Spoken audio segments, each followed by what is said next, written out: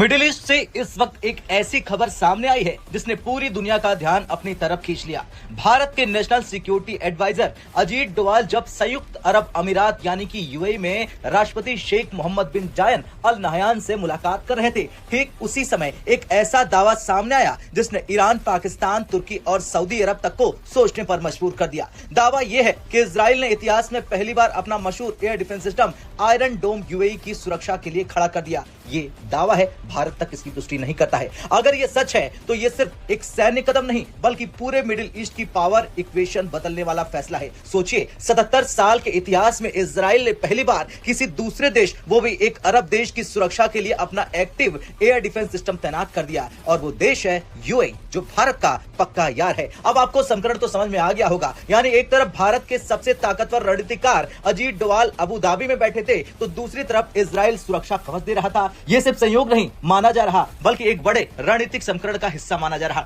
ऐसे में सवाल उठ रहा, आखिर ऐसा हुआ क्यों? दरअसल इस क्षेत्र में ईरान और इजराइल के बीच तनाव बढ़ने के बाद खाड़ी देशों पर भी खतरा मंडराने लगा। रिपोर्ट्स में दावा किया गया कि ईरान समर्थित हमलों और मिसाइल गतिविधियों ने यूएई को सबसे ज्यादा चिंतित किया, परेशान किया। यूएई को डर था कि अगर क्षेत्रीय युद्ध बढ़ा तो उसकी आर्थिक राजधानी दुबई और रणनीतिक राजधानी अबू धाबी भी निशाने पर आ सकती है। यहीं से कहानी शुरू होती है। बताया जा रहा है कि यूएई के राष्ट्रपति मोहम्मद बिन जायद ने सीधे इजरायली नेतृत्व से संपर्क किया। इसके बाद इजराइल ने तेजी से कार्रवाई करते हुए अपने एयर डिफेंस संसाधन यूएई की ओर भेज दिए। हालांकि मैं आपको बार बार कह रहा हूं कि ये खबर हम आपको दावे के हवाले से बता रहे हैं, भारत तक इसकी पुष्टि नहीं करता है। लेकिन आयरन डोम बैटरी, इंटरसेप्टर मिसाइलें और तकनीकी ऑपरेटर सब कुछ पहुंचने लगे। अब आयरन डोम वही सिस्टम है जिसने इजराइल को हजारों रॉकेट हमलों से बचाया। हमास, हिजबुल्ला और कई मोर्चों पर यह सिस्टम बेहद प्रभावी माना जाता है। अगर यही सिस्टम यूएई की धरती पर लगाया गया है तो यह साफ संदेश है कि इजराइल अब अपनी सुरक्षा रणनीतिक सीमाओं से बाहर ले जा चुका है। अब भारत का एंगल समझिए। भारत के रहस्य अजीत डोवाल की यूएई यात्रा ऐसे समय हुई जब क्षेत्रीय तनाव चरम पर है। डोवाल साहब की पहचान सिर्फ सुरक्षा सलाहकार के रूप में नहीं बल्कि भारत की रणनीतिक विदेश नीति के मुख्य चेहरों में से होती है। भारत के यूएई से बेहद गंभीर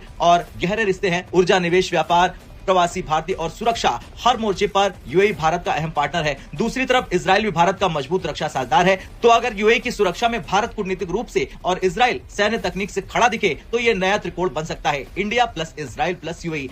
और अगर इसमें आगे चलकर सऊदी अरब जुड़ गया तो फिर मिडिल ईस्ट की तस्वीर पूरी तरह से बदल जाएगी। याद रखिए, भारत जिस बड़े कॉरिडोर पर काम कर रहा है उसका नाम है India middle east Europe corridor यानी कि IMEC, और उसमें यूएई और सऊदी अरब दोनों अहम भूमिका निभाते हैं। ये कॉरिडोर भारत को यूरोप से जोड़ेगा। समुद्री रास्ता, रेल नेटवर्क, लॉजिस्टिक, ऊर्जा सप्लाई, सब कुछ बदल सकता है। इसलिए भारत चाहता है कि खाड़ी क्षेत्र स्थिर रहे और यही वजह है कि अजीत डोवाल की यात्राओं को बेहद अहम माना जा रहा है। फिलहाल इतना तय है कि यूएई में डोवाल साहब की मौजूदगी और उसी समय इजराइल से जुड़े इस दावे ने पूरी दुनिया का ध्यान खींच लिया, क्योंकि जब कूटनीति और रक्षा रणनीति एक साथ चलती है तो इतिहास बदलता है। अब आपसे सवाल, आपको क्या लगता है, क्या इंडिया, इजराइल, यूएई नया गेम चेंजर गठबंधन बना सकते हैं? हाँ या ना में कमेंट कर अपनी राय जरूर दें।